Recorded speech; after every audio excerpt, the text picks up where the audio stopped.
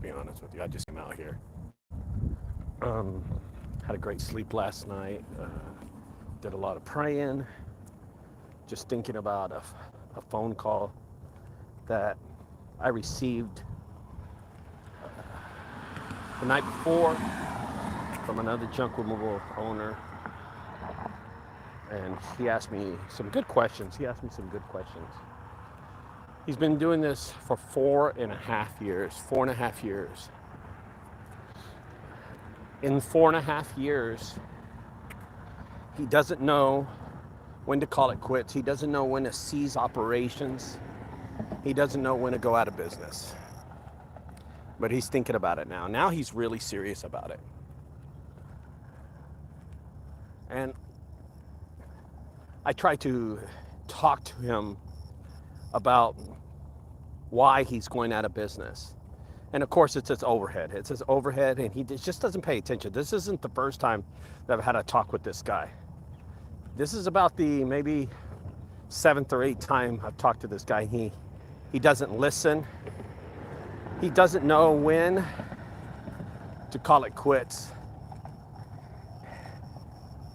After 4.5 years, you have to decide when you're going to get out of this business because you're not making any money. So let's talk about that. When to call it quits. When do you call junk removal quits? When do you get out of this business? I know how the business cycle is. I've been doing this for 17 years. And I know exactly how the business, you can't tell me, hey, Ricardo, you don't know how it's doing. No, I know exactly how it works. I know how life is in this industry. I know exactly the necessity, intricate parts of this business and what you have to do to stay in business and how do you have to do it to stay in business. I know exactly the smallest things that will keep your business profitable from week to week. But when do you call it quits? I'm going to tell you when. Every year that you're running your small business and you're doing the same thing, you're not excelling, you're not expanding, you're not growing. But hey, I want to be a truck and trailer. I just want to have one truck and I just want to have one trailer on the road. Well, okay. Not a bad idea. Good idea, actually. That's a really good idea. I don't want to expand my business, Ricardo. I don't want to have all these trucks and trailers that you're now getting rid of today. Yeah, I have too many trucks and trailers. It's only me. I don't want to do that, Ricardo. Okay, cool. Now, in the last year, how much money have you saved and put away? Not paid bills. Not paid bills. So let's say every month, your electric is $500, your water bill, let's just hypothetically say it's $500, your insurance is $500, and your fixed expenses, such as utilities, right? Utilities, phone, it's $2,000 every month. Every month it's $2,000, okay? Now you throw in your mortgage or your rent, you throw in all those things, and now every month you're spending $3,000 in your business, okay? Every month. So when people say, hey, I don't have that high expenses, well, okay, so you only have your truck and your trailer, which is $500 a piece, that's $1,000, and a few other things, right? Well, who pays the bills at home? What? Okay, so I want you to think about this. So think about how I'm telling you and how I'm explaining this to you. You have fixed expenses. Fixed expenses are expenses that don't go away no matter what. So if you finance a truck or something like that, or you have a house payment or mortgage payment. Good morning, guys. Morning.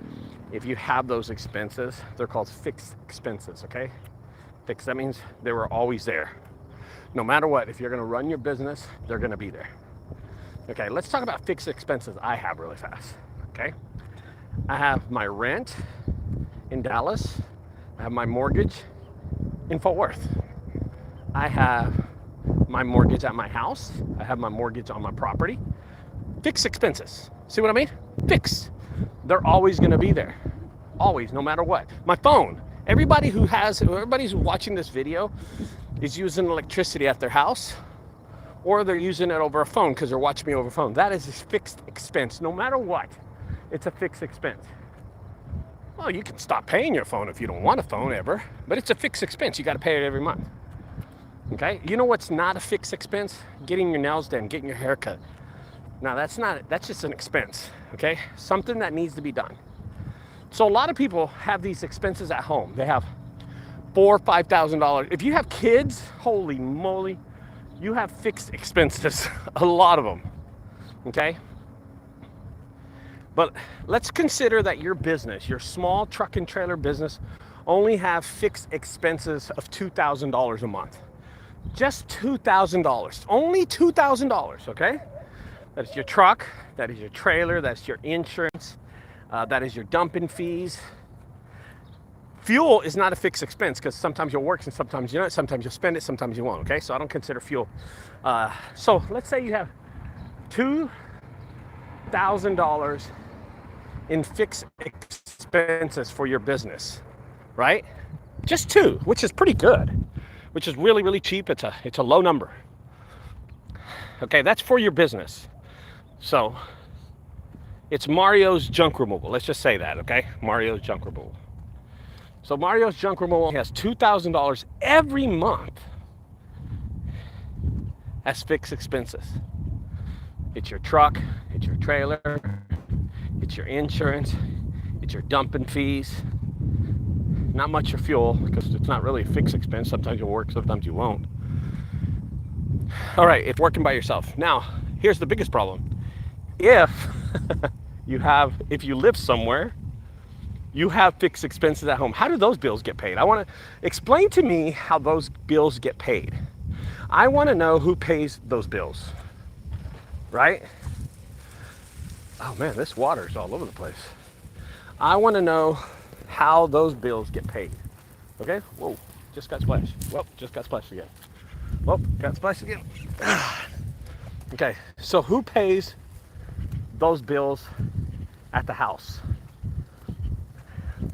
Does your wife do it? Does your mom do it for you? Those are called expenses. So how do they get paid? Does your wife take care of that stuff? I have no idea. But those are fixed expenses too. Where does the money come from? Okay? Where does that money come from? I'll tell you something, it's coming from your business. Yeah, if you're wondering how your mortgage is getting paid every month, it's coming from your business. And you're wondering, oh, I only have small expenses at home. I mean on my business. I'm only spending $2,000 on Mario's junk removal every month. Yeah, you are. But who's paying the bills at home? Who's paying your wife's cell phone? Who's paying your wife's truck? Who's paying your wife's insurance? Who's paying the mortgage? Who's paying for the electric at the house? Who's paying for the gas? Who's paying for the water bill at home? Who's paying for the alarm system? Who's doing all that? Oh, are you going in the backyard, picking money out of the tree and it just falls in your lap? No, guys, those are expenses. And here's what happens to a lot of junk removal companies, okay? I'm gonna say it right here, and a lot of people don't understand this part of junk removal. When you have a good, thriving junk removal business and your expenses are $2,000 and you have a home, you better redo your expenses because your expenses are not only $2,000. No. You have fixed expenses at home that you haven't took in consideration. Those are not part of the business, but they're part of your life. They're part of you. Now, let's say your wife, she has a job and she works at a back spine and clinic or something like that. Good morning. Good morning. Yeah, and that's what she does. She does back spine, right? And she makes $1,000 every month, and she helps out pay for I don't know, the electric or the water bill, right? Okay, that's good. Now who pays for the mortgage? Who pays for the insurance? Who pays? See, there's going to be expenses no matter what. So here's what I'm trying to explain to you. Regardless of how the bills are getting paid, You are taking money out of the business to pay them. No matter what, you're taking money out of the business to pay them. Every month. Every single month you've been doing that. And now your business cannot hold that much. It cannot take those expenses. It cannot take those expenses. I have a friend who owns a junk removal service here in Dallas. And he owns a, God, this dude, let me tell you about this guy, okay? He owns a phone repair shop and insurance. He owns a phone repair, and I think he owns an insurance shop or something like that, right? And I ask him every time, hey, how are you doing, man? Oh, we're doing great, brother. We're doing great in insurance. We're selling a lot of insurance. Dude, we're selling a lot of phones. We're making a lot of money. I do this all the time, dude. Okay. So if you're making so much money, why do you get into the lowest totem pole of jobs of junk removal? So junk removal service. If he's doing so effing great, if he's doing incredibly great in the phone business, fixing phones, selling insurance, renting out jet skis that he's now selling. If he's doing so great, then why start a junk removal service? Hello, anybody? It's because he's not doing good and he needs some more income come in. That's what it is. It's common sense. It's common sense. Now, his junk removal service isn't doing that great anyway. It's just not doing that great anyway. So he's invested money into a business he has no idea how to run because he wasn't making money at the other. Guys, I'm going to reassure you. Oh my gosh. Let me reassure you. I don't play the lottery, but if I win the lottery in the next few days and I make $1 million in the lottery, 1 million, I'm not doing junk removal anymore. I reassure you. I'm telling you right now, if they write me a check, if the state commission writes me a check for $1 million, 1 million, which isn't as much as a lot of people think, but nobody's ever seen $1 million, right? Everybody's like, oh, I wouldn't do it for $1 million, Ricardo. I wouldn't. They'd have to give me 5 million for me to quit. Oh yeah, dude. Sure. You've been offered $1 million. You've won $1 million. Whatever, dude. If I got $1 million and the Texas State Commission of Lottery paid me $1 million, I am not going to be doing junk removal the next day. I might do my haunted house, but not junk removal. And I'll really consider I can live off $1 million. I'm almost 50 years old. My house is paid for. I'll build a nice house on my land and just pay the taxes and live. Dude, are you kidding me? $1 million is a lot of money, dude. I can live off $50,000, $60,000 a year for a long time. A really long time. Dude, I could have $50,000 in expenses every year and be beautifully. Now, I know a lot of people that will have higher expenses than me, but that's how I am. I'm very easy when it comes to expenses. Okay. Do you understand what I mean? I made a lot of money winning the lottery at $1 million. Why would I want to do junk removal? Same thing I told that guy from Dallas. I'm like, if your business is doing so good and you're making all this money in your insurance and you're making all this money in your phone fixing repair and you're making all this money renting out your jet skis, why would you do junk removal? It's a growing industry. Just tell the truth. It's a growing industry and you want to get into the groove. That's all you're doing, dude. That's all you're doing. You're not doing anything special. Well, this guy struggles every week in junk removal. He's struggling with his phone repair. I'm not an idiot, man. If you own another business and you're doing another business, it's because you're struggling in that first business. That's what it is. That's all it is. Now, I know a lot of people say, oh, Ricardo, you run a junk removal service and then you started a haunted house. Okay, let me explain that, okay? I've upgraded. I have a junk removal service, but put it this way, I have junk removal services. I have a location in Dallas, I have a location in Fort Worth, Rio Grande Valley, San Diego, Los Angeles,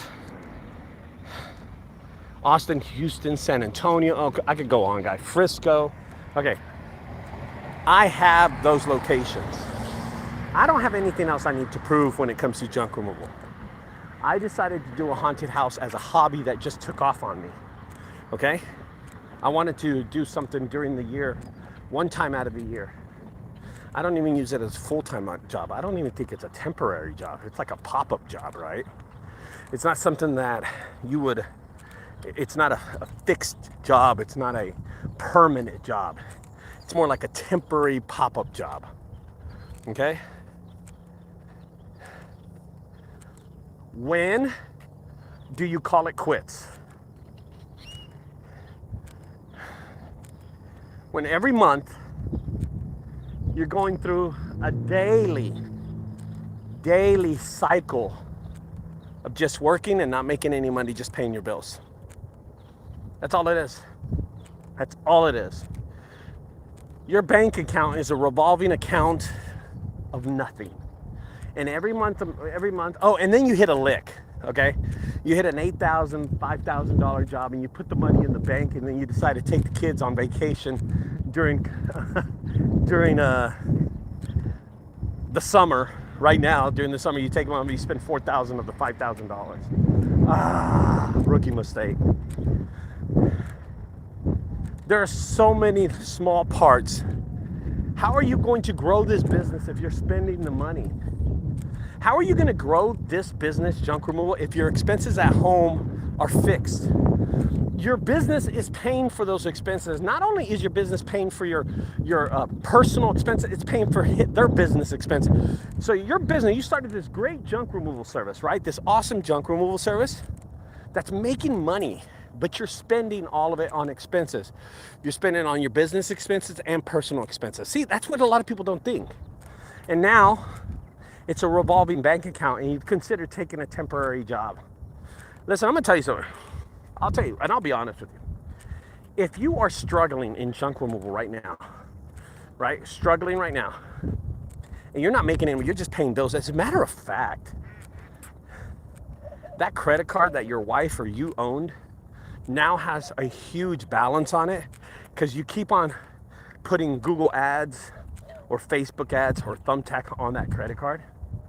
You keep on throwing all those expenses on that credit card. I'm gonna tell you what's going on. You're building a massive amount of debt.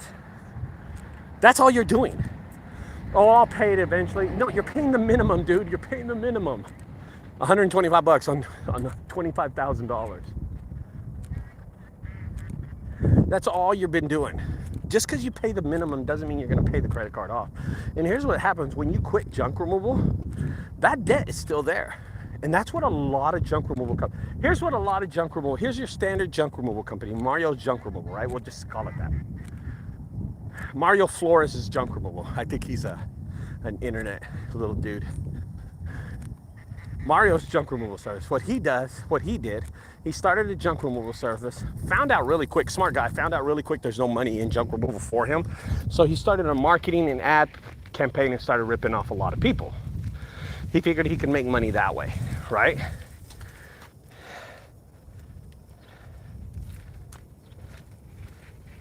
He figured there was, I just got soaked. He figured that if I can't make money in junk removal, I'll start doing it in marketing and start ripping off junk removal companies. That's what he thought of, right? Kind of like JRA, kind of what JRA did, right? Oh my gosh. Oh, that's horrible. I dread this little part. So,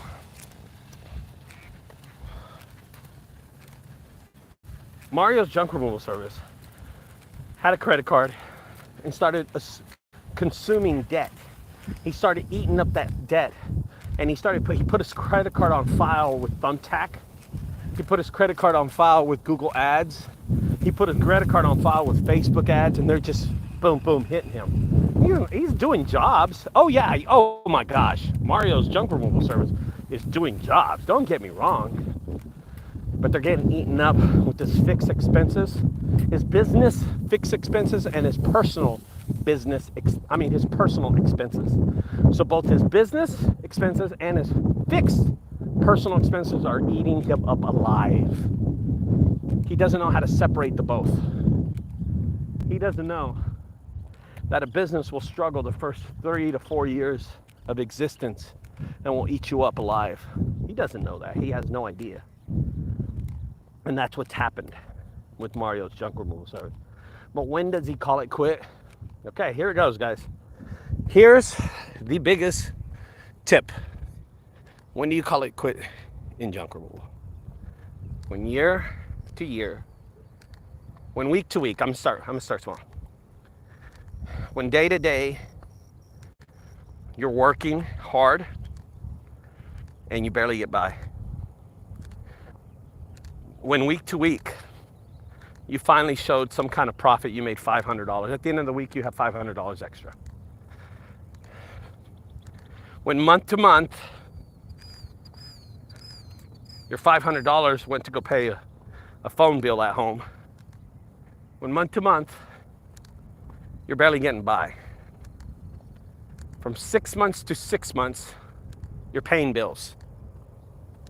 Yeah. From year to year, the money that's in the bank, it just keeps on spinning. It's like clothes in a dryer. It just keeps on moving. You're able to grab some clothes. You're able to throw some clothes in there. You're able to throw some money in there. You're able to get some money out. But it keeps on revolving. And that's all it does. That's all it does.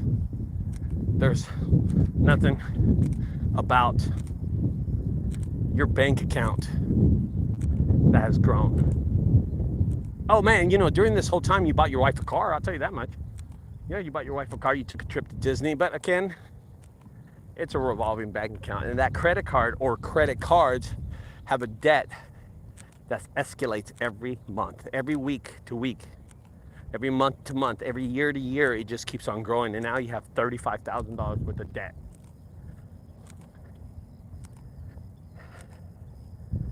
When you struggle paying bills, that's when you know it's time to quit. When you're struggling to make the next payment on something, that's when you know it's time to quit. Okay? When you're living check to check, job to job, I guess here you don't live check to check, you live job to job, one job to the next job, right? That's how you live. Kind of like 90% of junk removal companies right now because the economy shut to shit, right? Including myself, right? You live week to week, day to day. You're just making money to get by right now.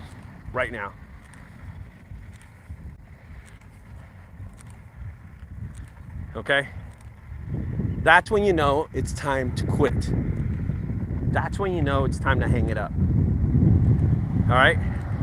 Number 2 reason to quit junk removal. Oh man, a lot of people are gonna hate me for this one. When do you know it's time to quit junk removal? When Facebook ads, Google ads, and Thumbtack are making as much money as you are. You're spending as much as you're making. There are so many people that don't take that in consideration. When the gurus like JRA or people like, just anybody who teaches coaching classes, anybody who teaches coaching classes, right? When those people teaching coaching classes, and you're paying them on a monthly basis to do your SEO. You're paying somebody $1,000 every month to do your SEO. You're paying another $200 for them to run your website. You're spending $500 every month on Facebook, $500 on Google Ads, another $500 on Thumbtack. And all of a sudden, at the end of the month, you spend $3,500 on all the SEO, the website management, the ads from all the social media groups, including Instagram. You spend $3,500 in total. And then you go and you add up how much you made every month. in junk removal, and it's only $2,900. When the ads and the website management and the SEO, when you're spending more money than them, than you're making, when you're spending more money in website management, when you're spending more money on ads, and when you're spending more money on coaching than you're actually bringing in on a month-to-month basis, it's time to call it quits. Stop doing junk removal. Go find a job at UPS. Go find a job at HEB. Go be a manager of one of these apartment complexes. I make pretty good money. That's when you know to call it quits in junk removal. That's when you know.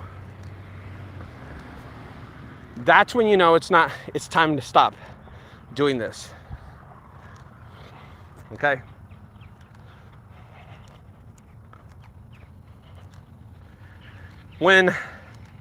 Number 3, another reason to stop your business.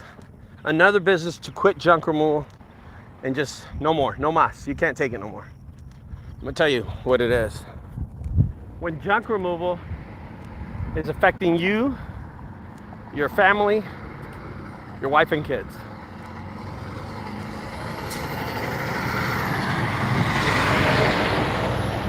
Whenever you get home on a day-to-day basis and you're arguing with your wife about money, when it's causing too many problems at home, it's time to quit junk removal and go get a normal job.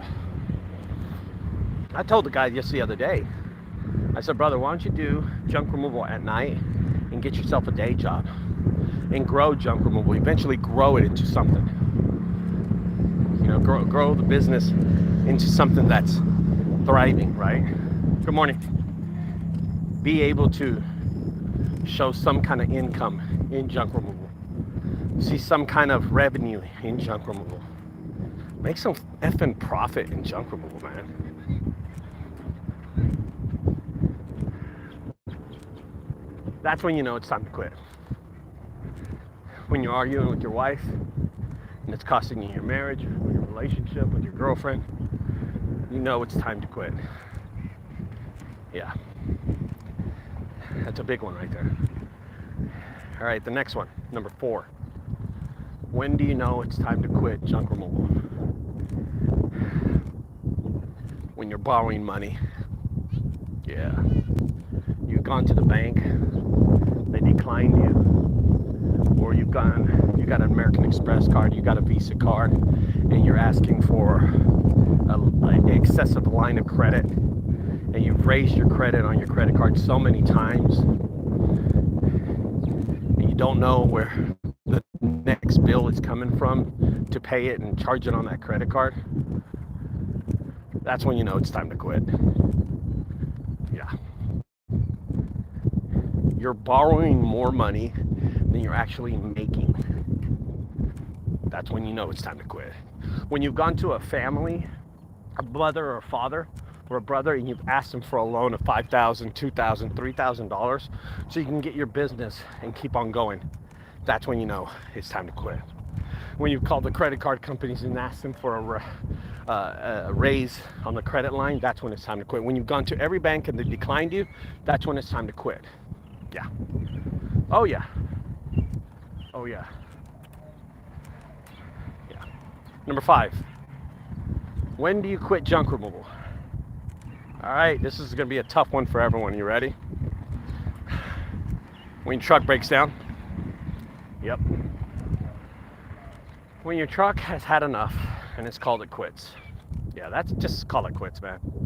You don't have the money to pay for your truck, and you're asking the mechanic if you could pay him payment. You're renting out a U-Haul. Call it quits, man. You're done, Zoe. You're done. No more. You can just pack it up and close up shop, cease operations. You're done.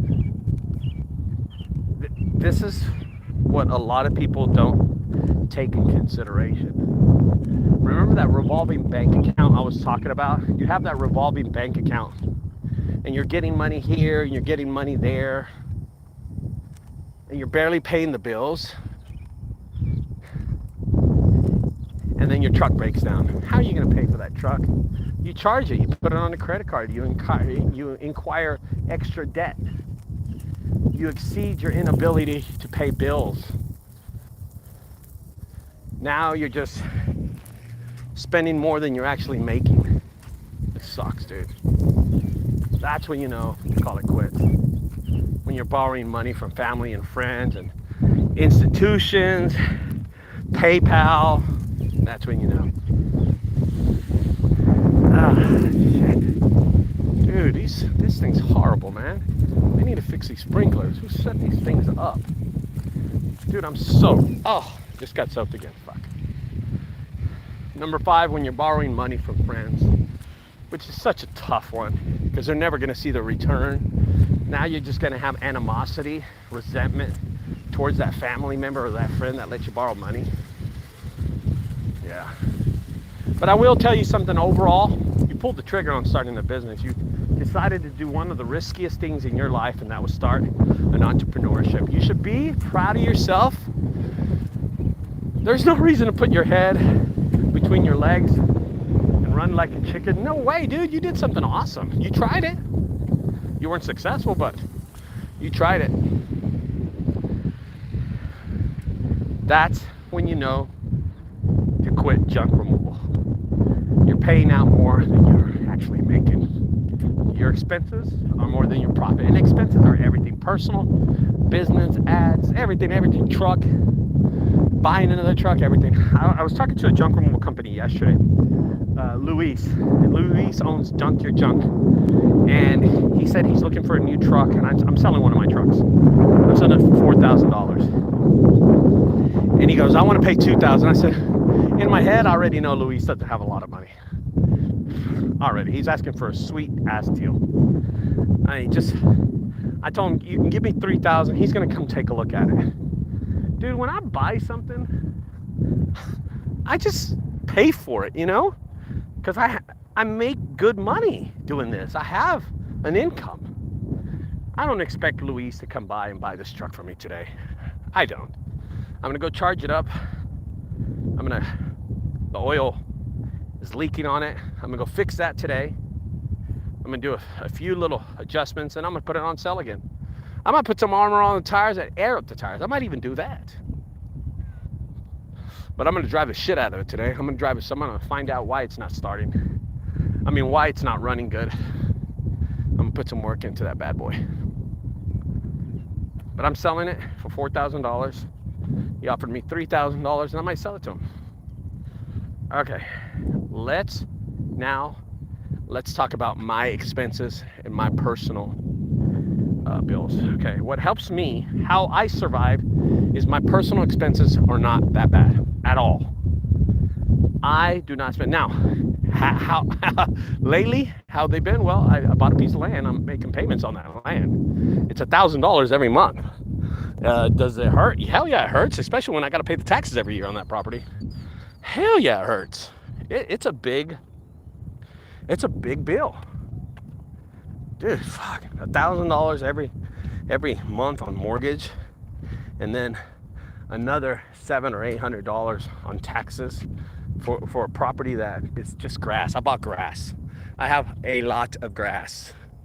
6 acres worth of grass. What? Anyway.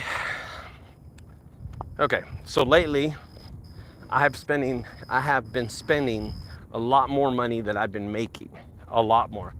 But I also had a lot of I had saved money. I had saved money to run my business, and then I spent a lot of money.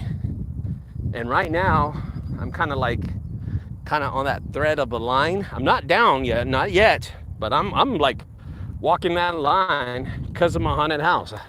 Let's talk about how much money I have spent on that haunted house. Okay, so I want you to consider this. I want you to think about this. Okay, think about this. To get the building that I'm in, I had to put $7,500 down. Okay, now this is just off the top of my head. I'm not gonna do anything incredible. Okay, This is all junk removal money. This is all junk removal money. No other money came from this, okay?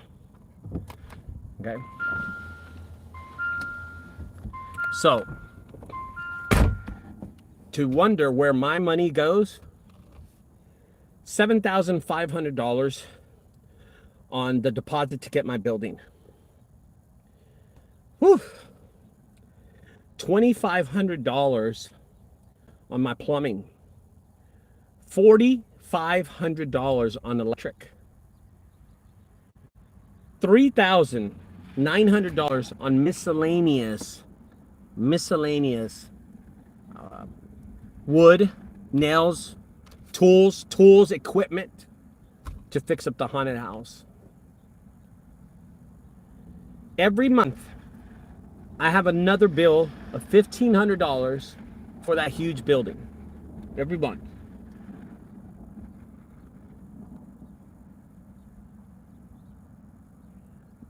I cannot explain to you how much the electric bill is in a place like that and how much the water bill is in a place like that. I have paid over $2,000 on just permits that I didn't expect to pay. I didn't really think about that, right?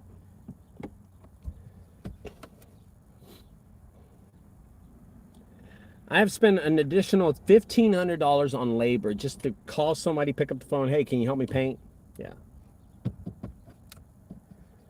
Overall, and there is so many trips I've taken to Home Depot that I haven't even added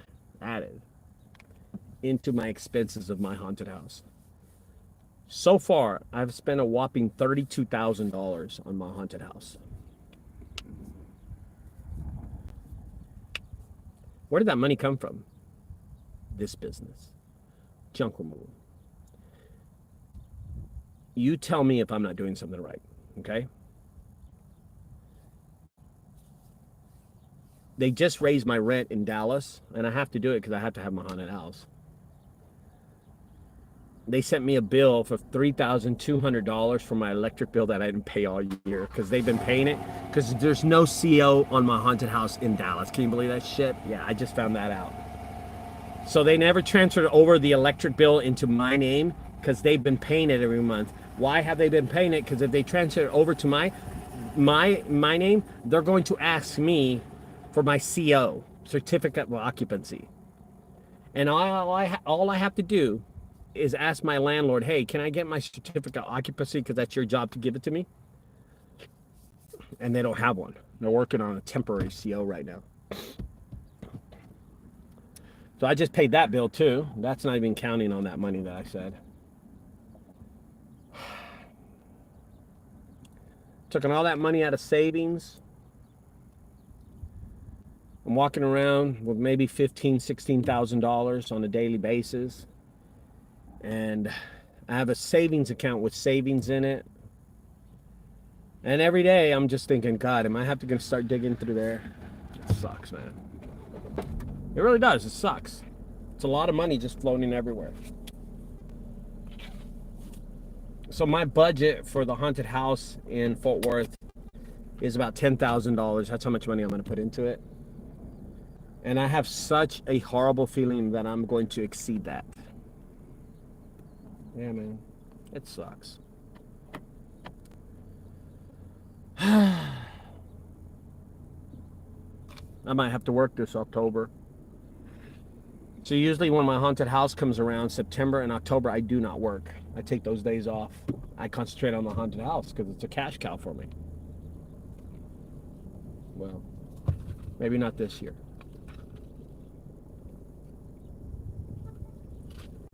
Anyway, guys, I'm going to go to the gym. I'm going to do my abs. I'm going to Dallas. I'm going to go get the truck ready so I can sell it and make some real money. That's what I'm going to do. All right, guys.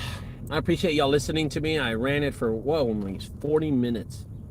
This phone must be hot. All right, guys. I'll talk to y'all later. Have a great weekend.